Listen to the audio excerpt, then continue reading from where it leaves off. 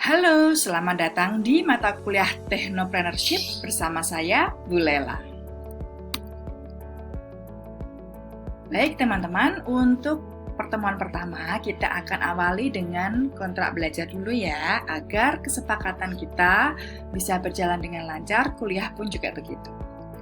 Nah, mata kuliah ini sendiri terdiri dari 2 dosen pengampu, yaitu ada saya, Bu Lela, dan juga Pak Iqbal yang akan bergantian dalam mengisi materi di setiap minggunya.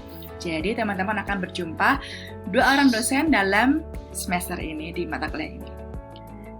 Nah, berhubung kita ada 2 SKS ini ya, 2 SKS adalah bermakna kita akan punya 3 aktivitas, yaitu tatap muka, tugas mandiri, dan juga tugas terstruktur per minggunya. Kuncinya untuk bisa lulus dari mata kuliah ini adalah yang paling utama dan pertama adalah semua tugas dan ujian yang teman-teman kerjakan itu lengkap. Jika tidak, maka nanti akan ada nilai yang kosong dan pembaginya akan sama. Jadi hasil akhirnya pun akan lebih kecil ya. Jadi tolong perhatikan tugas-tugas dan ujian dikerjakan secara on time. Kemudian untuk jadwal kuliah,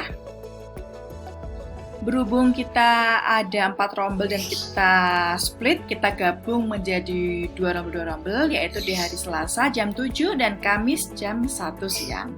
Untuk platformnya, kita akan menggunakan e-learning system milik UNES yaitu Elena, kemudian online meeting dengan Jmeet atau Zoom, kemudian ada YouTube untuk menonton materi seperti materi ini nih ya, dan Google Drive untuk sharing materi-materi yang terkait dengan bahan ajar maupun aktivitas lainnya.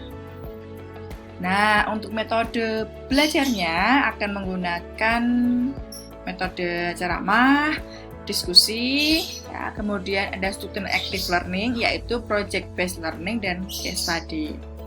Maka dari itu keaktifan mahasiswa selama kuliah itu sangat diperlukan, apalagi nanti ada dalam salah satu penilaian. Nah, ini adalah CPL, capaian pembelajaran ya, yang akan teman-teman dapatkan setelah selesai belajar di mata kuliah ini. Ada dari sikap, keterampilan umum, dan juga keterampilan khusus serta pengetahuan. Jadi nanti kalau sudah selesai mata kuliah ini, teman-teman akan bisa menguasai semua yang ada di sini. Harapannya begitu, ya. Oke, kita masuk ke materi kuliah. Ada 16 kali pertemuan dan di sini sudah kami susun materi apa saja yang akan diberikan per minggunya. Ya. Di sini teman-teman bisa melihat ya ada bulat-bulat warna hijau dan juga abu-abu. Ini adalah pembagian pengampu. Jadi nanti yang berwarna hijau ini akan bersama Bu Lela, sedangkan warna abu-abu akan belajar bersama Pak Iqbal. Jika tidak ada, maka akan kami ampu keduanya. Oke, kita bahas satu persatu ya. Untuk pertemuan pertama adalah orientasi dan kontrak kuliah, kemudian kita langsung masuk ke materi yaitu konsep dasar kewirausahaan. Jadi, dari pertemuan 1 sampai sebelum UTS, kita akan fokus ke materi, kemudian setelah itu kita akan fokus ke project based learning-nya. Kemudian di minggu kedua, kita akan belajar tentang proses kewirausahaan. Minggu ketiga, jiwa kewirausahaan. Minggu keempat, pengembangan ide usaha dan strategi menangkap peluang usaha. Ya, kemudian di minggu kelima akan belajar tentang penyusunan rencana usaha dan memulai usaha. Minggu keenam adalah pengelolaan usaha dan strategi kewirausahaan. Minggu ketujuh kita akan belajar tentang promosi dan pemasaran produk. Kemudian nanti UTS-nya di minggu ke-8. Nah, minggu ke-9, 10, 11 ini adalah implementasi pengembangan usaha. Karena nanti di pertemuan kedua ini ya, akan ada submit judul proposal PKM. Jadi, ini teman-teman akan dibuat kelompok di minggu pertama, ya, kemudian nanti mensubmit judul proposal PKM di minggu kedua, dan mengerjakan proposalnya ya selama kurang lebih 2 minggu di minggu keempat akan di-submit. Nah, kemudian minggu setelahnya adalah implementasi programnya. Hingga nanti sebelum pertemuan ke-16. Gitu ya. Nah, nanti pertemuan ke-9, 10, 11 itu adalah implementasi ke lapangan, jadi tidak ada kuliah di kelas. Sifatnya hanya konsultasi saja nanti ya. Teman-teman memfokuskan untuk implementasi pengembangan usahanya. Kemudian pertemuan ke-12 sampai 15 itu adalah agendanya laporan perkembangan implementasi usaha. Yang aktivitasnya adalah presentasi, update progresnya gitu ya. Nanti setiap kelompok akan presentasi di dalam kelas dan akan diberikan feedback oleh dosen. Dan pertemuan ke-16 adalah UAS, yang nanti UASnya diambil dari hasil pengembangan usaha tadi. Ya. Oke. Nah, ini tadi sudah saya singgung juga tentang penilaian. Ini adalah penilaiannya ada 6 aspek. Ya, memang agak detail dan banyak ya. Perhatikan ini bobotnya.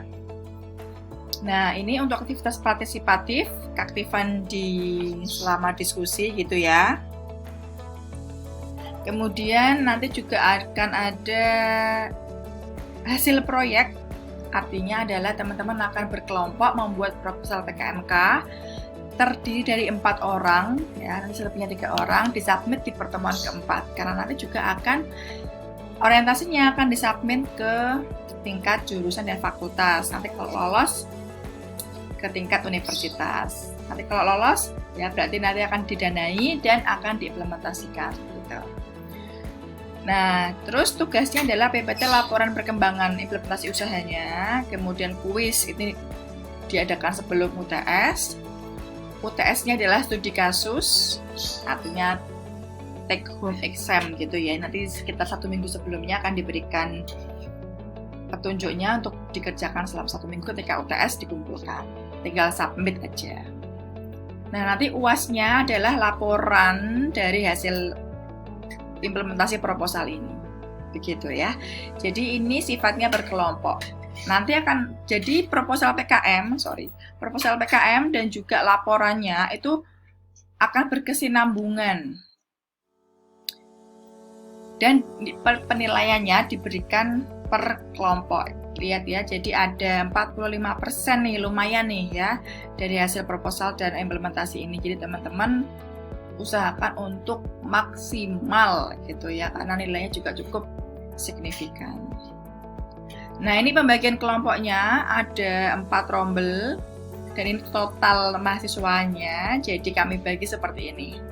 Kelompok 1 nomor presentasi 1 sampai 4, kelompok 2 5 sampai 8 seterusnya gitu ya. Nah, di kelompok-kelompok di atas 10 ini variatif, ada yang 4, ada yang 3 agar genap gitu ya.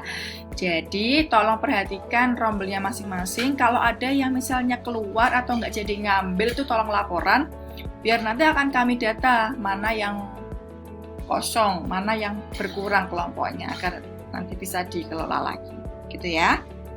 Oke. Nah, ini why entrepreneurship. Kenapa sih kita belajar entrepreneurship? Karena akan menciptakan ide baru. Produk-produk yang akan teman-teman bikin itu akan menjadi solusi bagi permasalahan di masyarakat. Jadi kalau ada problem di masyarakat ya itu bisa diselesaikan dengan ide-ide baru yang diciptakan lewat entrepreneurship. Jadi betapa bermanfaatnya gitu ya entrepreneurship ini. Kemudian yang kedua adalah bisa menjadi bisnis baru, ya, beraneka ragam manfaatnya, baik untuk individual yaitu memperoleh profit mandiri gitu ya, juga bisa membuka lapangan pekerjaan gitu, memberikan penghasilan, kesempatan orang lain untuk menghasilkan uang dari usaha kita. Dan juga nantinya akan juga membangun ekonomi bangsa. Tentunya kalau banyak yang berwirausaha, banyak uang yang berputar, banyak orang-orang yang mandiri dalam berusaha, maka ekonomi bangsa pun akan terbantu gitu ya. Kemudian ini juga menciptakan perubahan karena berupa inovasi dan juga kreativitas teknologinya. Karena setiap usaha, apalagi sekarang ya, yang berbasis startup atau yang berbasis teknologi itu memiliki inovasi-inovasi gitu ya, inovasi yang bermanfaat, yang kreatif juga. Pastinya berhubungan dengan teknologi gitu ya, karena sekarang gadget itu kan gadget ya, HP, laptop, semua orang sudah dekat dengan semua itu, terlebih ketika pandemi orang dipaksa untuk semakin familiar dan itu bisa menjadi peluang sebenarnya untuk usaha. Kemudian yang keempat adalah alumni mandiri. Ini juga bisa memanfaatkan keterampilan ketika kuliah, sikap, pengetahuannya. Jadi bisa menjadi sebuah karya dari hasil kuliah begitu ya. Jadi bisa mandiri, tidak selalu menjadi job seeker tapi job maker. Nah, ini beberapa tokoh entrepreneur ya, di beberapa jenis usaha, ada di startup, misalnya siapa? Gojek gitu ya, Nadiem Makarim, terus Ruang Guru, Bilva gitu ya. Dan banyak lagi, dan biasanya startup ini dimulai oleh orang-orang muda ya. Kemudian pertelevisian ya, seperti channel-channel yang kita lihat di televisi. Haritanu dengan MNC TV-nya gitu ya. Kemudian properti misalnya ya berkaitan dengan rumah, dengan tempat tinggal yang pasti harganya itu semakin tahun semakin naik, jadi sangat menjanjikan untuk menjadi lahan usaha gitu. Kuliner, makanan ya, dan juga jasa. Nah, seperti kita ini di psikologi juga bisa menyediakan jasa ya, jasa konsultasi, jasa training, jasa psikolog, seperti itu. Harapannya teman-teman nanti akan bisa menjadi seperti ini, melihat peluangnya, jadi nanti kalau mau terjun di area itu sudah lebih siap. Begitu ya teman-teman. Nanti daftar pustakanya ya, kita pakai bukunya Basrawi dengan judul Kewirausahaan untuk Perguruan Tinggi yang sudah saya share linknya di Elena. Selamat belajar, sampai jumpa.